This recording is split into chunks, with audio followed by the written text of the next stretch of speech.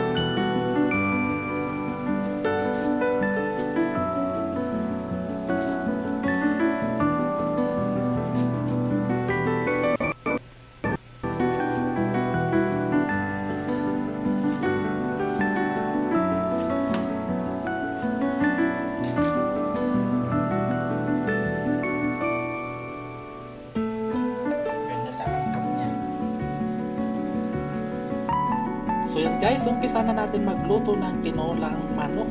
Ayan, kumukulo na yung ano natin, corn oil.